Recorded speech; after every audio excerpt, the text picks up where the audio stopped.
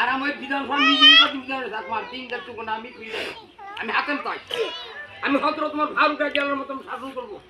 এই দিন এক সভায় আমি প্রধান বক্তা ছিলাম, আর বিশিষ্ট বক্তা ছিল আদম মৌলভী আমার হুটুরের বন্ধু হুটুর আব্বাকে কই, আর একজন বিশিষ্ট বক্তা ছিল মৌলানা হালিম এবং হাফিজ।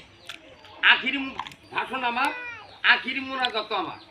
আমি বললাম যে ভাষণ দিলাম 3 ঘন্টা, মানুষ পুরো হইতে, কিন্তু আখিরি মোনাজাত আমি করুম না। আমার শ্বশুর আব্বার বন্ধু আদম মৌলভী, উনি আমার শ্বশুর, উনি উপস্থিত আছে।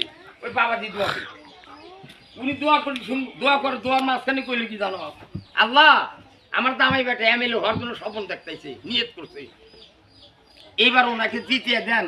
আর উনি জানি হযরত ওমরের মতন সামনে। আর আমি বিধানসভা নিজেই কথা বিধানে আমার তিনটা চুকো না আমি হাতেম তাই আমি হযরত ওমর ফারুক গেলার মতন শাসন করবো। এই দিন এক সভায় আমি প্রধান বক্তা ছিলাম, আর বিশিষ্ট বক্তা ছিল আদম মৌলভী আমার হুটুরের বন্ধু হুটুর আব্বাকে কই, আর একজন বিশিষ্ট বক্তা ছিল মৌলানা হালিম এবং হাফিজ। আখিরি ভাষণ আমার, আখিরি মোনাজাত আমার। আমি বললাম যে ভাষণ দিলাম 3 ঘন্টা, মানুষ পুরো হইতে, কিন্তু আখিরি মোনাজাত আমি করুম না। আমার শ্বশুর আব্বার বন্ধু আদম মৌলভী, উনি আমার শ্বশুর, উনি উপস্থিত আছে।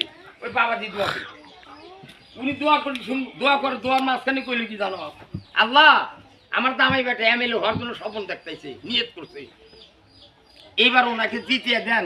আর উনি জানি হযরত ওমরের মতন সামনে।